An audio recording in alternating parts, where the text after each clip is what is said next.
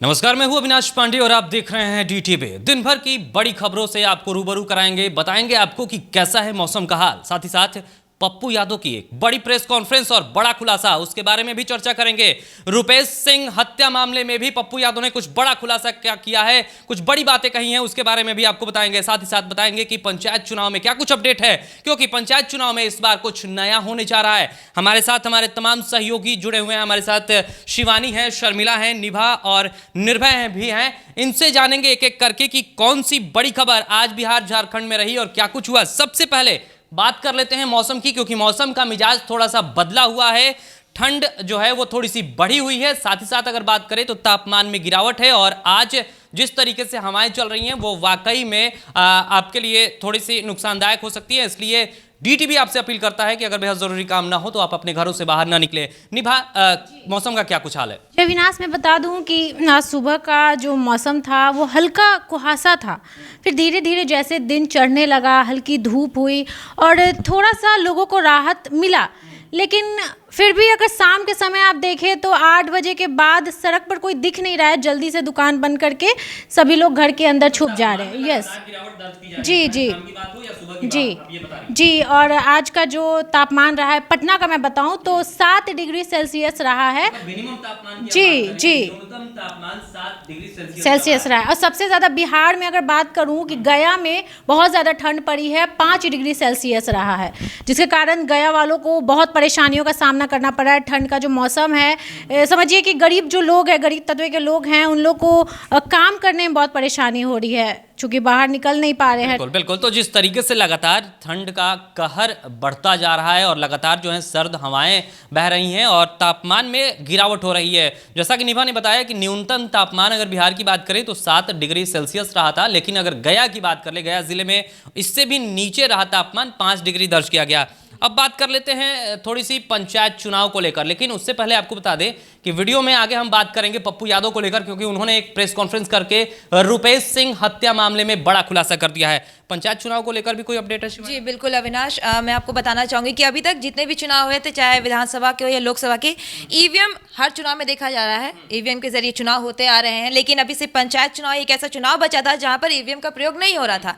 इस बात को लेकर के कुछ दिनों पहले तक खबरें आई थी, आयोग के पास पत्र लिख करके आज इस बात की पुष्टि कर दी गई है कि ईवीएम के सहारे इस बार पंचायत के चुनाव भी होंगे। हालांकि इस चुनाव को लेकर के काफी तैयारी की जा रही है। आयोग की तरफ से यह भी कहा गया है कि इस चुनाव में कोई गड़बड़ी ना हो। इस बार पंचायत चुनाव में नयापन, हाँ नयापन बिल्कुल। ईवीएम जो है वो ईवीएम के जरिए ही इस बार चुनाव होंगे। हालांकि तैयारियों देखें अगर हम लोग तो कोविड को लेकर के भी वहाँ पे तैयारियां जो है देखने को मिलेंगी। कुछ ही दिन बचे हैं इस चुनाव में। इस चुनाव को लेकर के जितने भी अगर हम आपको बताएं कि ईवीएम खरीद की भी तैयारियां यहाँ पे लगभग शुरू हो चुकी हैं। बिल्कुल। तो जिस तरीके से लगातार चर्चा होती रही है कि आखिर पंचायत चुनाव बैलेट पेपर से के जरिए क्यों कराए जाते हैं, वहाँ पर भी ईवीएम का उपयोग होना चाहिए। हालांकि अगर बिहार विधानसभा की बात कर ले या फिर लोकसभा चुनाव की बात कर ले तो वहाँ पर ईवीएम का प्रयोग होता है और वहाँ पर भी कई बार ऐसी चर्चा होती है कि ईवीएम का प्रयोग क्यों होता है। हालांकि अब ये आगे का मामला है, लेकिन खबर यह है कि पंचायत चुनाव जो इस बार बिहार में होने जा रहा है वो ईवीएम के जरिए होगा। शर्मिला, आपके पास कौन सी खबर है?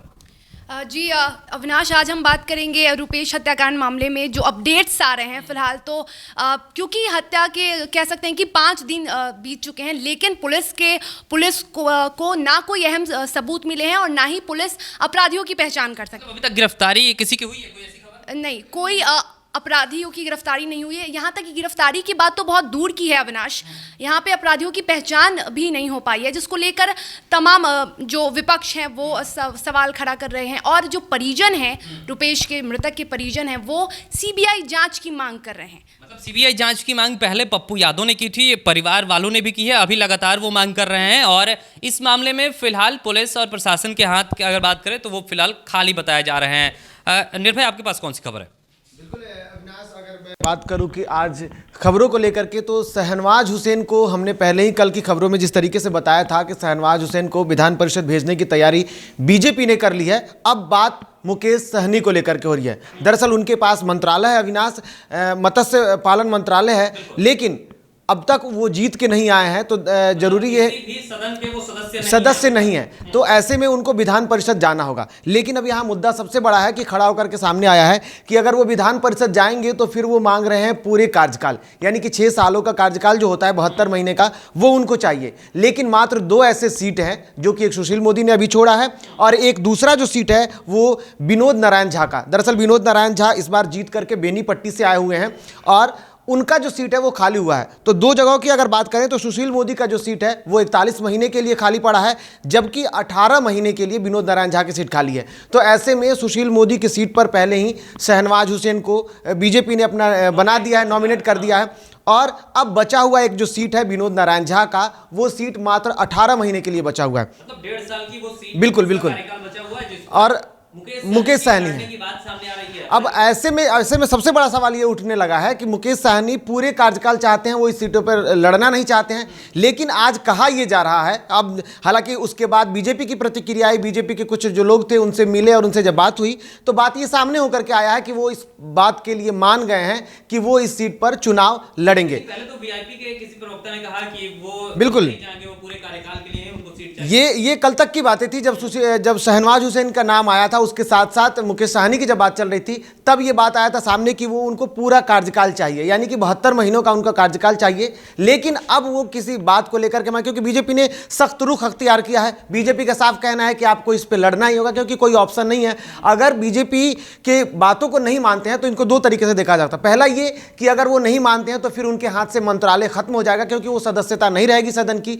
दूसरी बात कि अगर वो नहीं मानते हैं तो बीजेपी के पास ऐसा कोई ऑप्शन भी नहीं बचेगा कि उनको रखा जा सके। क्योंकि सुशील मोदी को लेकर के आज सुशील मोदी एक इंडोर स्टेडियम का उद्घाटन करने गए थे, वहां पर सुशील मोदी को लेकर के शहनवाज हुसैन के बारे में जब पत्रकारों ने सवाल किया तो उन्होंने कहा कि इससे पहले भागलपुर से जब मैं सांसद था तब भी मैंने उनके लिए सीट छोड़ा, और आज सुशील मोदी की जगह पे उनको इसलिए रखा गया क्योंकि अब राज्यसभा सुशील मोदी जा चुके हैं और केंद्रीय नेतृत्व का एक जिम्मेदारी, एक अनुभव माफ कीजिएगा शहनवाज हुसैन के पास बेहतर है। बिल्कुल।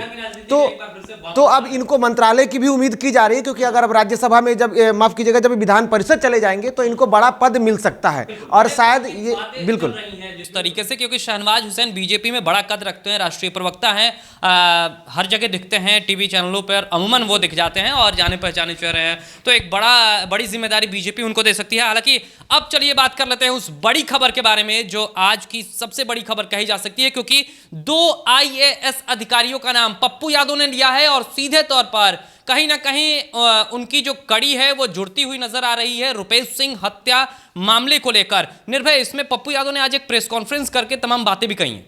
बिल्कुल, पप्पू यादव इससे पहले भी कई ऐसे सूत्र सुराग जो होते हैं वो निकालते रहते हैं, और आज उन्होंने कहा है कि एक मंत्री का भी उन्होंने नाम नहीं लिया है, लेकिन इशारों में कहा है। कई बड़े नेताओं की भी वो बातें कह रहे हैं कि उनके पास अवैध तरीके से पैसे जाते हैं, उन पर भी जांच होनी चाहिए, और कई ठेकेदारी और ठेके के वो बात कर रहे हैं, जिसके कारण वो कह रहे हैं कि शायद हो सकता है कि रुपेश सिंह की हत्या हुई हो। बिल्कुल अविनाश, आपको बता दूं कि इससे पहले रुपेश सिंह की जब हत्या हुई थी, उसके बाद जब मीडिया ने पूरे उनके बैकग्राउंड को खंगालने की तैयारी शुरू की तो उस दौरान ये दिखा था कि रुपेश सिंह चुनाव लड़ने की भी तैयारी में थे। इस बार वो चुनाव लड़ने भी वाले थे, लेकिन उनको किसी भी पार्टी से सीट नहीं मिला, या क्या बात हुई थी ये सामने नहीं आया था खुल के। लेकिन उसके साथ साथ अगर आप गूगल भी सर्च करेंगे तो आपको दिख जाएगा कि रुपेश सिंह कोई भी ऐसा बड़ा नेता नहीं है जिनके साथ उनकी तस्वीरें नहीं है, और जाहिर सी बात है कि तस्वीर होना भी कोई बड़ी बात नहीं है, क्योंकि वो फ्लोर मैनेजर हैं एयरपोर्ट पे और सारे नेताओं का आना जाना होता है इससे भी। लेकिन उनका जो साठगांठ है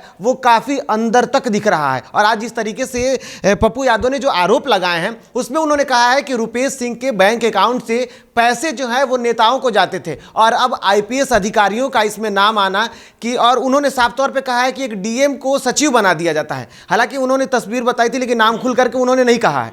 उन पे कार्रवाई की मांग की है उन्होंने, और CBI जांच की बात की। मैं CBI से अगर याद आया मुझे, क्या सुशील मोदी ने साफ तौर पे कहा है कि CBI से बड़ी बिहार पुलिस हो गई है, क्योंकि CBI जांच करती है, लेकिन अब तक कोई भी आरोपी जो हैं वो रुपेश सिंह हत्या मामले में सुराग छोड़ के नहीं गए। अब ये सवाल उठता है कि क्या जरूरी थोड़े है कि जो आरोपी होंगे वो सुराग छोड़ के जाएंगे।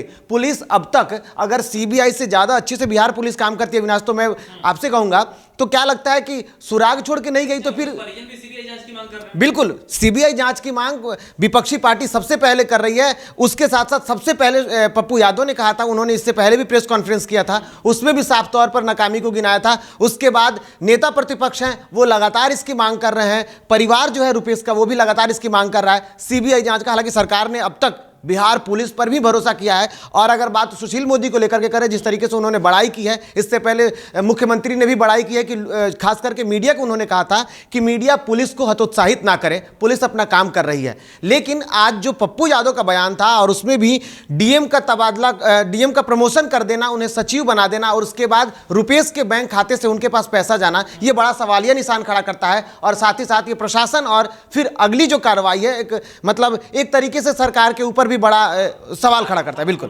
करते हुए जांच की मांग कर दी है सीधे पप्पू यादव ने। हालांकि इससे पहले भी वो जांच की मांग उन्होंने की है। अब देखना यह होगा कि इस मामले में प्रशासन किस तरीके से काम करती है, क्या कुछ कार्रवाई होती है, यह भी देखने लायक बात होगी। और जिन बड़े अधिकारियों का नाम आता है उन पर किस तरीके से जांच होती है, क्या कुछ होता है आने वाले वक्त में, जब वो भी खबरें सामने आएंगी तो डीटीवी भारत अब तक वो भी खबरें पहुंचाएगा। तो फिलहाल ये रही दिन भर की तमाम जो बड़ी खबरें थी, लेकिन ठंड बढ़ी हुई है, इसलिए डीटीवी भारत आपसे अपील करता है कि आप अपना ख्याल जरूर रखें। फिलहाल मुझे और मेरे तमाम सहयोगियों को दीजिए इजाजत। नमस्कार।